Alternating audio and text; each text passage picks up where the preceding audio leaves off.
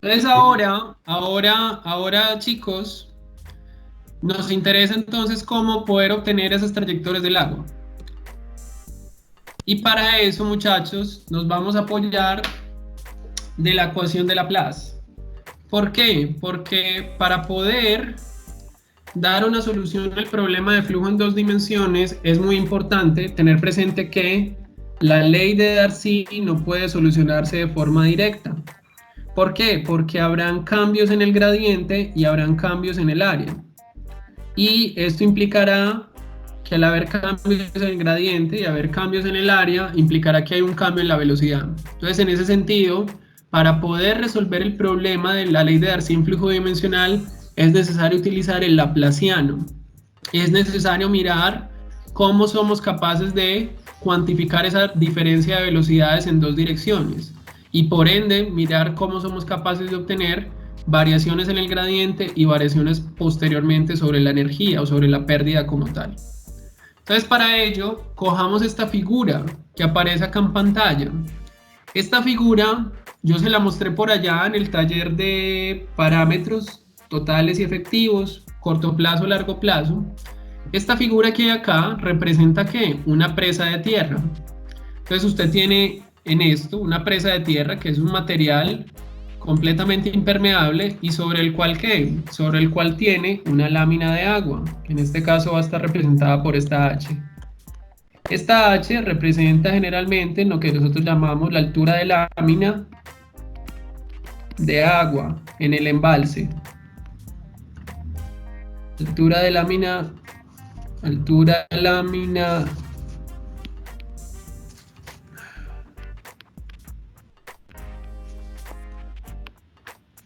Estoy teniendo tanto problema con este lápiz, no sé qué pasa.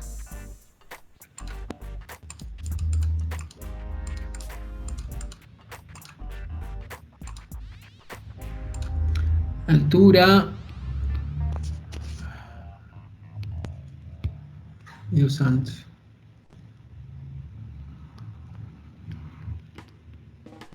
Altura lámina de agua en el embalse. Entonces, eso representa la altura de lámina de agua del embalse y aquí ocurre exactamente lo mismo. Contamos acá sobre la derecha con con la presencia de un filtro chimenea, esto que aparece acá. Y ese filtro chimenea lo acompañamos de lo que nosotros llamamos un manto drenante. Entonces tenemos que hay un movimiento del agua porque tenemos mayor energía aguas arriba que la que tenemos aguas abajo. Y adicionalmente, producto de que se da ese cambio en la energía, pues hay un movimiento del agua y ese movimiento del agua queda explicado a través de esto que nosotros vamos a llamar la línea superior de flujo, que no es más que por ahora una referencia al NAF, pero que estaríamos hablando un NAF en condición dinámica o un NAF en condición de flujo, estaríamos hablando de eso. Un NAF que se mueve. Recuerde que la definición más pura a nivel práctico es que el NAF es estático, pero esta línea superior de flujo sería como un NAF dinámico, un NAF que hace referencia al movimiento del agua. Entonces esa línea superior de flujo nos estaría indicando que hay un movimiento del agua de mayor energía hacia menor energía y que este filtro está capturando toda esa agua para sacarla de la presa. A partir de eso entonces nos vamos a concentrar en este elemento A que le coloco yo en pantalla, que se encuentra por debajo de la línea superior de flujo y que para el caso de nosotros va a estar completamente saturado, porque si estamos por debajo del NAF dinámico o de esa agua, pues vamos a tener que ese elemento se encuentra saturado. Entonces, a partir de eso, podemos establecer varias cosas o podemos tratar de entender o de dar solución a la ecuación de Laplace o al laplaciano para dicho elemento.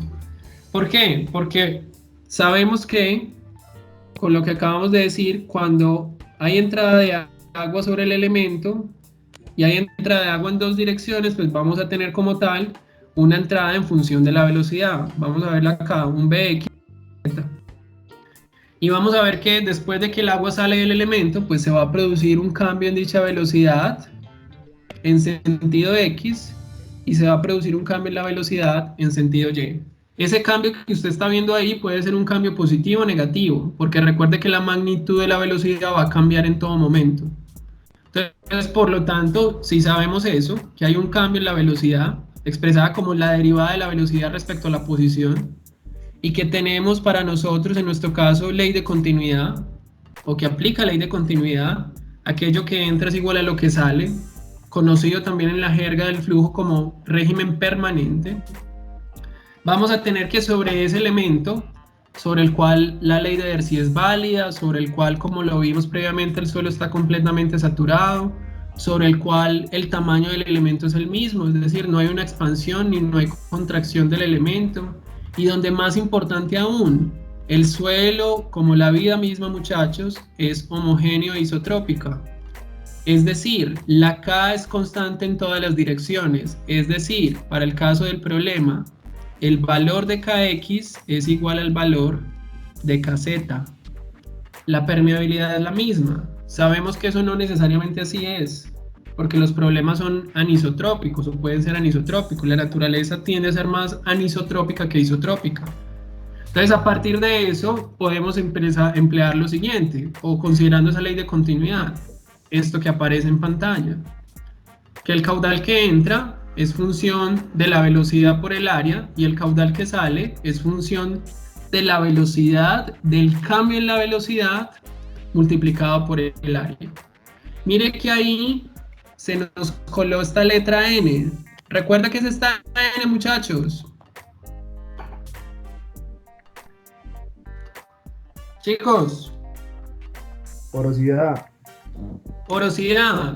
¿Qué significa eso? Significa que para motivo de cálculo estamos considerando la componente de velocidad de infiltración. Y en otras palabras, lo que estamos viendo acá es que la solución del caudal está considerando que la velocidad de descarga, en otras palabras, la velocidad de infiltración multiplicado por el valor de la porosidad. Velocidad por porosidad multiplicado por la longitud y por un metro nos va a dar el área. ¿Y eso va a ser qué? Caudal. Entonces, a partir de eso y de esa continuidad, nosotros podemos demostrar el siguiente laplaciano. Podemos encontrar que la solución de flujo bidimensional a partir de la ecuación de Laplace o del laplaciano corresponde a ¿qué? A determinar el cambio de la velocidad en x respecto a x, sumarlo con el cambio de la velocidad en z respecto a z y que la suma de esos cambios nos dé ¿qué? Igual a 0. En otras palabras, cualquier cambio de la velocidad que se dé en dirección x debe ser compensado ¿por qué?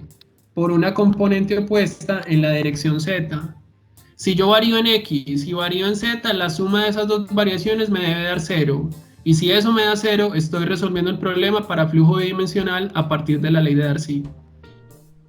¿Qué es lo interesante de esto? ¿Qué es lo interesante? Que como sabemos que hay cambios en la velocidad, esos cambios de la velocidad también los podemos llevar o expresarlos en función de lo que está acá. ¿Cómo así? Porque si nuestra intención es determinar una solución para el flujo, nosotros podemos darnos cuenta de que esta velocidad, que no hace más que la referencia que la velocidad de infiltración, va a ser función de ¿quién? Va a ser función de un gradiente. ¿Y ese gradiente va a ser función de quién? De una pérdida sobre una longitud. Por lo tanto, hablar de una componente de velocidad en X y una componente de velocidad en Z implicará que ¿qué? Implicará que, dado que la K es isotrópica y constante y la porosidad es un valor relativamente constante, el cambio de la velocidad se dará simple y llanamente ¿por qué? Por un cambio en la energía, en la dirección X y en la dirección Z. Y por lo tanto, si yo reemplazo este Bx y este Bz en la ecuación que se encuentra acá, voy a tener entonces que la ecuación de flujo bidimensional a partir de una solución de Laplace, considerando ley de Darcy, es igual a esto que está acá.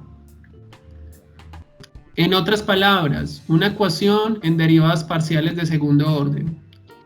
El cambio de la energía en sentido X, o la doble derivada del cambio de la energía en sentido X, más la doble derivada de la energía en sentido Z, debe ser igual a ¿qué? A 0. En otras palabras, o dicho de otra manera, un cambio en la energía en sentido X se tiene que ver compensado por un cambio en la energía en sentido Z. Y la suma de esos dos componentes nos debe dar cero. Para el caso del flujo tridimensional, pues va a encontrar esta ecuación abajo. Es una ecuación un poco más larga. Y eso, muchachos, es lo que nos va a permitir a nosotros ¿qué? Resolver el problema del flujo.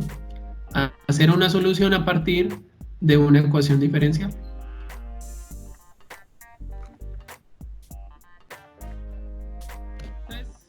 A partir de eso, ¿cómo podemos solucionar dicha ecuación? Entonces recuerde, ¿cómo solucionaba usted ecuaciones diferenciales, muchachos, en ecuaciones diferenciales? ¿Qué era necesario para solucionar una ecuación diferencial? ¿De qué tipo era? Las condiciones iniciales. Establecer condiciones iniciales o establecer lo que nosotros llamamos en la práctica o en el tema matemático, establecer ¿qué? Condiciones de frontera. Dicho de otra manera, si usted es capaz de establecer condiciones de frontera para un problema, usted va a ser capaz de dar solución al problema de flujo en dos dimensiones, porque es capaz de solucionar numéricamente la ecuación. ¿Qué es lo que pasa, muchachos? Desde el punto de vista práctico, la solución numérica puede que no lleve ¿qué?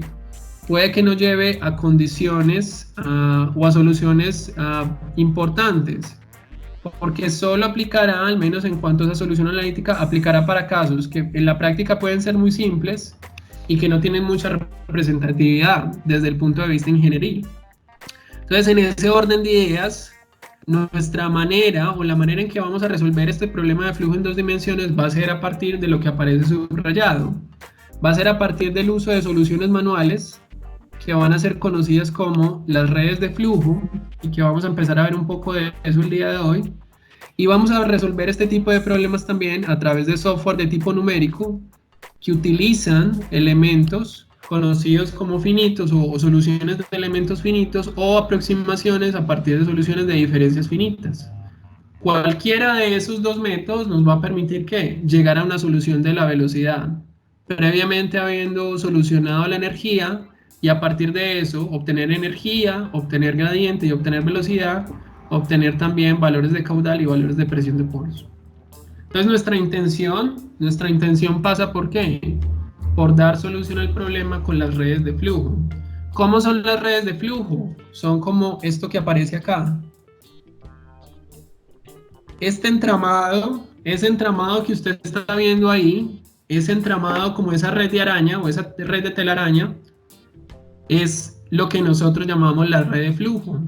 Es una red o es un elemento gráfico o una solución manual o un elemento manual gráfico que nos permite dar solución al problema de la plaza.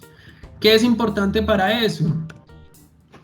Que la solución dada a partir de la red de flujo, que es una solución gráfica, debe considerar, como aparece en pantalla, el uso de dos funciones matemáticas, al menos desde lo que se refiere a la aproximación dada por Forchheimer hacia el año 1917.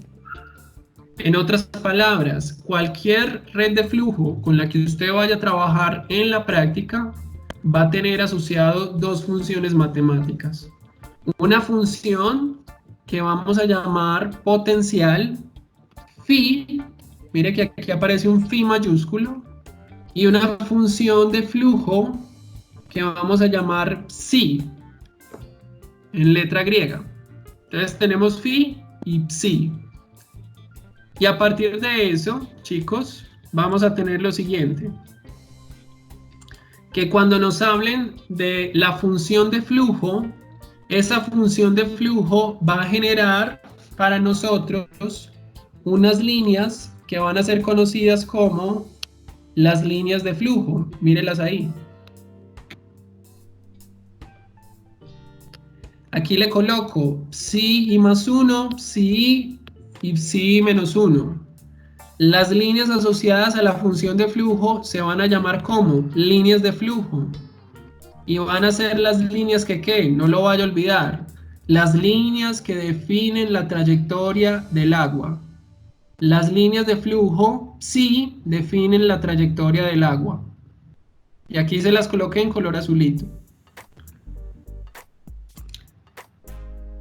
Va a haber otras líneas que van a estar asociadas a la función de potencial y que en pantalla se las estoy retiñendo. Phi i menos 1, phi i, phi i más 1. Esas líneas asociadas a la función potencial van a adquirir el nombre de ¿qué? De líneas equipotenciales, que van a ser líneas de igual energía, de igual h, o aquí también se lo expando, líneas, no lo vaya a olvidar, líneas de igual h total. Una línea equipotencial es una línea que tiene que la misma cabeza total. No lo vaya a olvidar, porque a partir de eso es que usted puede entender el problema. Y a partir de la energía total o de la cabeza total es que usted puede entender de dónde hacia dónde se va a mover el agua. Porque como lo veíamos al principio, recuerde, el agua va de mayor energía hacia menor energía, de mayor H total hacia menor H total. Importante en cuanto a estas líneas, muchachos, lo que dice acá. Las líneas equipotenciales y las líneas de flujo deben ser ¿qué? Ortogonales entre sí. Usted debe garantizar que entre ellas exista ¿qué? Ortogonalidad. Existan ¿qué? Ángulos de 90 entre las mismas. Muy importante. Eso va a ser extremadamente importante cuando tengamos que dibujar la red de flujo. No lo vaya a olvidar. Ortogonales entre sí.